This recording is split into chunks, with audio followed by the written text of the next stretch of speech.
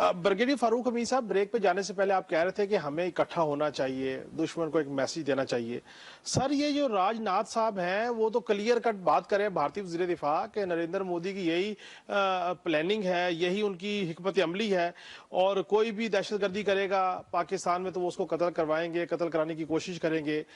इसका मतलब ये है कि मिस एडवेंचर भारत कर रहा है। मैं तो तवातुर से कह रहा हूं कि भारत पाकिस्तान में इंसर्जेंसीज करवा रहा है वाया अफगानिस्तान। अब तो वो खुल के सामने आ गए। ये सिर्फ बढ़के है और इंतखाबात की हद तक बढ़के हैं, या वाकई ही हमें इस पे विजिलेंट होने की जरूरत है ब्रिगेडियर साहब? नहीं जी, इंतखाबात का तो बिल्कुल है, क्योंकि ये इनका इलेक्शन ईयर और मोदी हमेशा ये एंटी मुस्लिम, एंटी पाकिस्तान और एंटी कश्मीर फ्रीडम स्ट्रगल वो ये नैरेटिव लेके आते हैं। हालांकि हमारे सियासतदान कभी अपनी इलेक्शन कैंपेन में इंडिया एंटी इंडिया को एक नैरेटिव जो है उसको सामने नहीं लेके आते हैं। हमारा वो वी आर अबव देयर, तो वो बाय डिजाइन है, वो करते हैं। लेकिन ये बात सही है कि इलेक्शन हो या ना हो, उन्होंने उनका एक प्लान है कि उन्होंने पाकिस्तान को गैर मुस्तहकम करना है।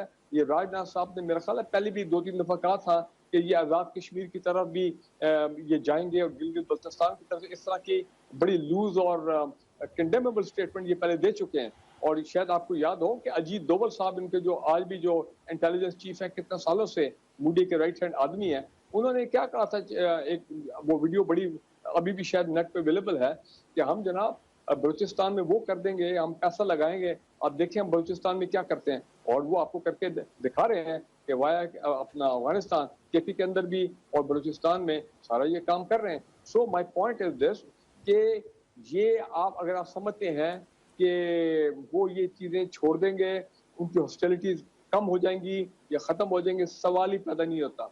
उन्होंने अपने जो अज़ाइम हैं पाकिस्तान के खिलाफ, पाकिस्तान की यकजहती, पाकिस्तान की इंटेग्रिटी के खिलाफ वो करते रहेंगे। तो लिहाजा हमारे जो भी इंटरनल मसाइल हैं इकोनॉमी के और पॉलिटिकल स्टेबिलिटी वगैरह, ये वो अपनी जगह, लेकिन हम we should not lower our guard when it comes to India, ये याद रखें। बिकॉज वो किसी वक्त भी मिस एडवेंचर कर सकते हैं। वो अलग बात है कि अगर मिस एडवेंचर करेंगे तो फिर उनको एक मुंह की खानी पड़ेगी, जिस तरह 27 फरवरी को हुआ। लेकिन दुश्मन बड़ा चालबाज है, चालाक है, वो कोई भी अपना हरबा इस्तेमाल कर सकता है, कोई नई अपना बीच में एलिमेंट ला सकता है। तो we have to be very careful. अब देखें ना, वो क्या पता लग रहा है कि गल्फ के अंदर गार्डियन क्या कह रहा है कि गल्फ कंट्रीज में बैठ के यूएई है या कोई और ऐसे मुल्क हैं जो हमारे भी बड़े दोस्त हैं, वहां पे इन्फिल्ट्रेट करके इन्होंने अपने वहां पे एजेंट रखे हुए हैं, जिनके थ्रू ये पाकिस्तान में ये कार्रवाइयां और ये जो टारगेटेड किलिंग इन्हें कराई है। सो दिस शोज कि हम ट्रस्ट नहीं कर सकते हैं। हमारे जारी बात है, हमारे जो सिक्योरिटी इदारे हैं, हमारी इंटेलिजेंस एजेंसीज हैं, उन पे बहुत भारी जिम्मेदारी और बन जाती है कि जनाब monitor these people very very closely, ये क्या कर रहे हैं। दहशतगर्दी तो आपके सामने हो रही है, इसमें तो कोई शक नहीं है। बिल्कुल ठीक, बिल्कुल ठीक। शौकत बसर साहब, आपके पास भी यही सवाल रखूंगा सर, कि हम सियासी तलखी को ऐसे ना बढ़ाएं कि दुश्मन फायदा उठाए और हमारे यहाँ मजीद तलखी हो। हम कैसे इसको बेहतर कर सकते हैं और एक दूसरे का बामी एतमाद हो, ताकि हम किसी तीसरे को मौका ना दें कि कोई शरारत कर सके। सर बसरा साहब, हुकूमत जो होती है ना, वो अवाम का नाम होता है। असम्बलियां या इदारे वो अवाम से होते हैं। अब अवाम ने फैसला दिया तहरीक इंसाफ और इमरान खान के हक में, तो ये किस तरह हो सकता है बातें की जाए। कि मैं ब्रिगेडियर साहब का मुझे बड़ा एहतराम है, बाकी दोस्तों का भी। मुझे बताए ना, आपके घर में कोई डाका मारे, डाकू आपके घर को लूट के चले जाए, और आप बात करें छोड़े जी, कत्ल को भी छोड़े, डकैती को भी छोड़े, आए इधर बैठ के गुफ्तगू करते हैं। तो मेरे भाई ये ऐसे नहीं होता, और ना ऐसे हो सकता है, ना पाकिस्तान ऐसे गवर्न हो सकता है। दूसरी बात, आपने भारत वाली बात कही। मेरे भाई, अगर जो इंटेलिजेंस एजेंसीज हैं, जो पुलिस है, अगर उनको फुर्सत मिले तहरीक इंसाफ के लोगों को कुचलने से, हमें जेलों में बंद करने के, हमारे घरों पे रेड करने के अलावा, तो इस बात का भी ख्याल कर लें कि पाकिस्तान में क्या हो रहा है। और दूसरी बात, यहाँ तो वो जो हुकूमत है, इसको तो लाया ही इंटरनेशनल एजेंडे के लिए गया है, चूंकि अवाम की हुकूमत नहीं है। इनका एजेंडा क्या है कि भारत की ख्वाहिश के मुताबिक कश्मीर का फैसला करना, जो मोदी चाहेगा, जो भारत चाहेगा, उसके मुताबिक कश्मीर का फैसला। ये जो कठपुतली हुकूमत लाई गई है वो करेंगे। इसराइल को तस्लीम करना, चाइना को सी पैक को رول بیک کرنا اور امریکہ کو اڈے دینا، تو ان کا عوام کے ایشوز سے کیا تعلق ہے؟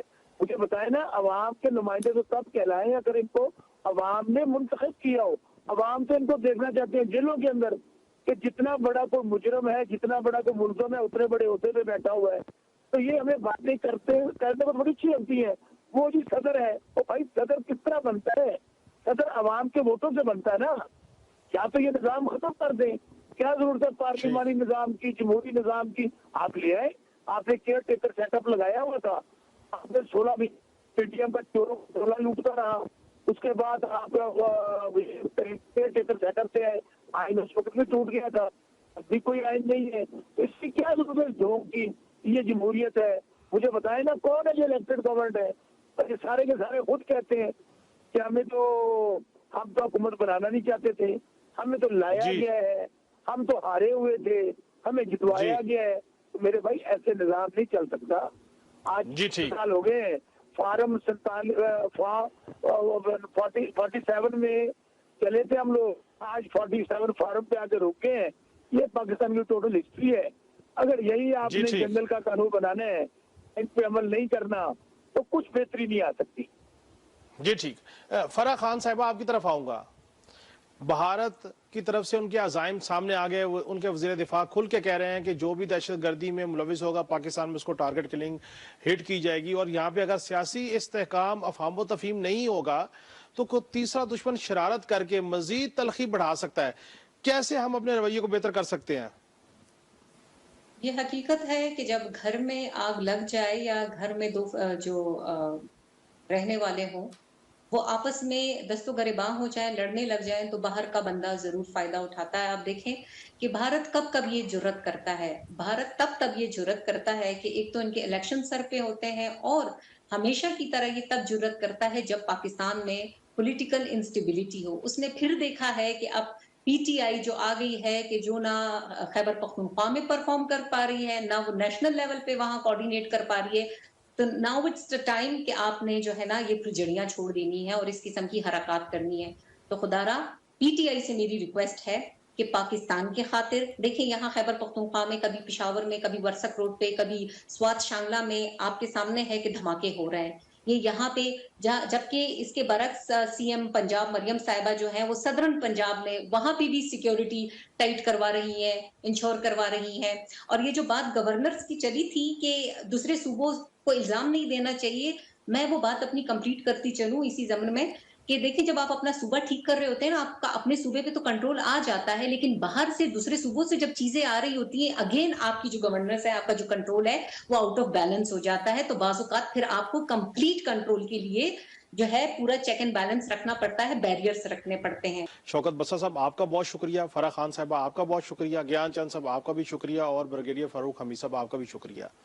یہ بات درست ہے کہ بھارت ہمارے ہاں انسرجنسیز کروا رہا ہے مختلف طریقوں سے، مختلف ہیلہ بہانوں سے، اور اس کی ایک وجہ یہ بھی ہے کہ شاید پاکستان میں غربت، نا امیدی اتنے زیادہ ہے کہ لوگ استعمال ہو رہے ہیں، بھلے محدود ہیں۔ ہمیں ان کی تربیت کرنی ہے، ان کی اصلاح کرنی ہے، ان کو ہوپ دینی ہے، اور آپس کے اختلافات کو کم سے کم کرنا ہے کہ کہیں کوئی تیسرا دشمن ہمیں آپس میں مزید نہ لڑوا سکے اور اپنا فائدہ نہ حاصل کر سکے۔